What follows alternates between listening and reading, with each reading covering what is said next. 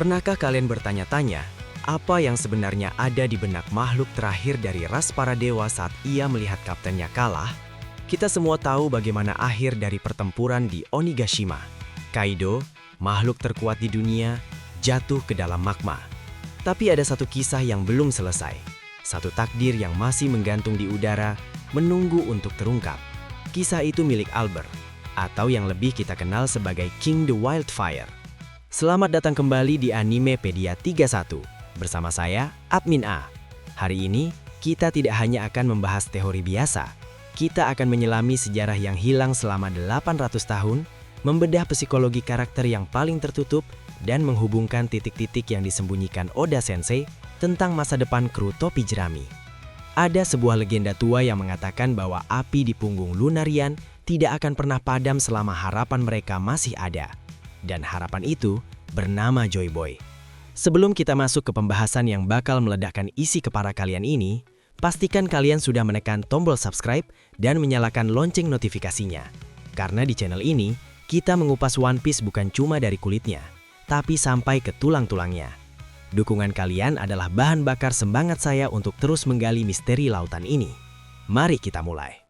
Untuk memahami masa depan King, kita harus mundur jauh ke belakang. Sangat jauh, ke masa sebelum abad kekosongan atau Void Century.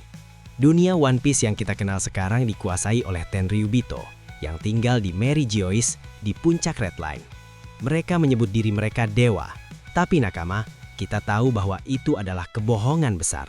Jauh sebelum manusia-manusia berbaju astronot itu naik ke sana, Red Line sudah memiliki penghuni asli. Mereka adalah ras Lunarian. Dalam berbagai literatur dan dialog tipis yang disisipkan oleh Queen dan Marco, Lunarian disebut sebagai dewa yang sesungguhnya. Bayangkan sebuah ras dengan kulit coklat yang tangguh, rambut putih perak, sayap hitam yang megah, dan api abadi yang menyala di punggung mereka. Mereka bisa hidup di lingkungan ekstrim manapun. Mereka adalah penguasa alam yang sejati. Namun pertanyaannya adalah, kemana mereka pergi? Mengapa ras sekuat itu bisa musnah dan hanya menyisakan satu orang, yaitu King? Disinilah benang merah sejarah mulai terajut. Dalam legenda yang beredar secara rahasia di kalangan Lunarian, ada sosok yang dipercaya bisa membawa kembali kejayaan mereka. Dia dikenal dengan sebutan Joy Boy. Kemungkinan besar di masa lalu sebelum abad kekosongan, ras Lunarian bukan hanya mengenal, tetapi bekerja sama erat dengan Joy Boy dan kerajaan kuno. Ada ikatan persaudaraan yang kuat antara dewa api di Red Line dengan dewa matahari yang membawa kebebasan. Namun tragedi terjadi. Aliansi 20 kerajaan yang kini menjadi pemerintah dunia melakukan serangan besar-besaran. Mereka takut pada kekuatan Lunarian dan koneksi mereka dengan Joy Boy. Genosida pun terjadi. Para dewa dijatuhkan dari langit, diburu seperti binatang dan dihapus dari sejarah. Setelah ras Lunarian usnah, hanya ada satu harapan yang tersisa. Satu-satunya hal yang bisa membangkitkan kembali kejayaan ras Lunarian bukanlah balas dendam semata, melainkan munculnya kembali sosok Joy Boy. Sekarang mari kita tarik garis waktu ke era modern, ke sebuah laboratorium dingin di Pang Hazard. Di sana kita melihat seorang anak kecil bernama Albert. Dia diikat, ditusuk jarum dan dijadikan eksperimen oleh pemerintah dunia hanya karena darahnya. Dia sendirian. Dia adalah yang terakhir. Sampai akhirnya, seorang bajak laut muda bernama Kaido datang dan mengulurkan tangan. Apa yang membuat King begitu setia pada Kaido? Apakah hanya karena Kaido kuat? Tidak. King melihat sesuatu yang lebih dalam pada mata Kaido. Saat Kaido bertanya, "Apakah kau pikir aku bisa mengubah dunia ini?" King dalam keputusasaannya melihat bayangan Joy Boy pada diri Kaido. King percaya bahwa Kaido adalah sosok dalam legenda yang ditunggu-tunggu oleh leluhurnya. Sosok yang akan menghancurkan tatanan dunia busuk ini dan mengembalikan tempat bagi Lunarian. King pernah bertanya langsung, "Kaido-san, apakah kau Joy Boy?" Pertanyaan ini sangat krusial. Ini membuktikan bahwa motivasi hidup King bukan untuk menjadi bajak laut, tapi untuk melayani Joy Boy. Selama puluhan tahun, King menjadi pedang dan tameng bagi Kaido, berharap kaptennya itu akan membawa fajar baru. Tapi, realitanya pahit. Seiring berjalannya waktu, Kaido sadar bahwa dia bukanlah Joy Boy. Kaido menjadi depresi, pemabuk, dan mencari tempat untuk mati. King pun menyadari hal itu. Dia tahu Kaido gagal menjadi sosok yang dijanjikan. Namun sebagai seorang prajurit yang setia, King tetap berdiri di sana. dia tetap menjaga gerbang neraka Wano, menunggu. Menunggu siapa? Menunggu seseorang yang bisa mengalahkan Kaido. Karena menurut ramalan yang diketahui Kaido, Joy Boy adalah orang yang akan mengalahkan aku di masa depan. Dan momen itu akhirnya tiba di atap Onigashima. Ketika suara genderang kebebasan berbunyi, dumdut dada, Zunesha berkata, Joy Boy telah kembali. Luffy membangkitkan Gear 5, wujud Nika sang dewa matahari, sosok yang memiliki sifat karet dan kebebasan tanpa batas. Di saat itulah, takdir berputar. Kaido kalah, King kalah. Banyak orang berpikir bahwa setelah kekalahan ini, King akan mati atau dipenjara selamanya di Impel Down. Tapi mari kita gunakan logika narasi Oda Sensei. Apakah masuk akal jika Oda menyisakan satu Lunarian terakhir, memberinya latar belakang tragis tentang penantian Joy Boy, hanya untuk membiarkannya membusuk di penjara setelah Joy Boy yang asli, Luffy, muncul? Rasanya tidak. Di faktanya, King masih hidup.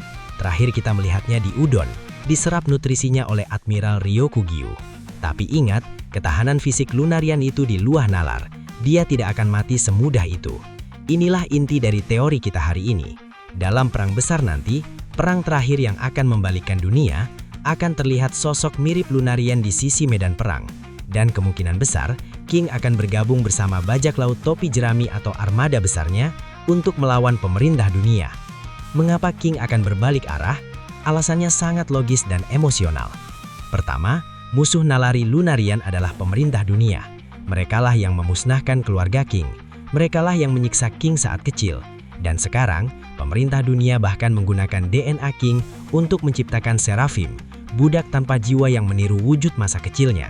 Bayangkan kemarahan King melihat kaumnya dijadikan boneka senjata oleh musuh bebuyutannya. Kedua, dan yang paling penting, King sudah menemukan apa yang dia cari. Selama ini dia menunggu Joy Boy. Dia mengira itu Kaido, tapi dia salah. Sekarang Joy Boy yang asli ada di depan matanya. Monkey D. Luffy.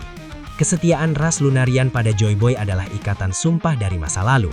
Saat King menyadari bahwa Luffy adalah reinkarnasi Joy Boy yang sesungguhnya, tujuannya akan bergeser. Dia tidak lagi bertarung untuk kekerasan atau keputusasaan. Dia akan bertarung untuk memenuhi janji leluhurnya, membantu Joy Boy membawa Fajar ke dunia. Karena kita tahu sampai saat ini King masih hidup, dan jauh di lubuk hatinya, dia sangat menantikan sosok Joy Boy. Penantian itu belum berakhir, hanya berganti arah.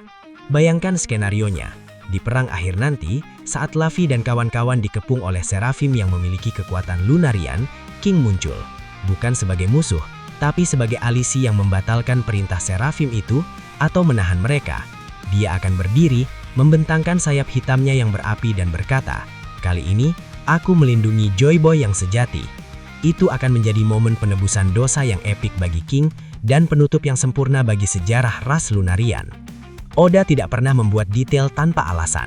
Ras Lunarian, Joy Boy dan pemerintah dunia adalah segitiga konflik yang belum selesai, dan King adalah kunci penghubungnya. Jadi Nakawa, persiapkan diri kalian. Jangan kaget jika nanti kita melihat mantan komandan Yonko ini terbang di samping Sunny Go, atau tidaknya membuka jalan bagi Luffy menuju Mary Geoise. Karena pada akhirnya, semua orang yang menantikan Fajar akan berkumpul di bawah matahari yang sama. Itulah analisis mendalam tentang masa depan King dan hubungannya dengan Joy Boy. Bagaimana menurut kalian? Apakah King akan menjadi sekutu atau dia terlalu setia pada Kaido sampai akhir hayatnya?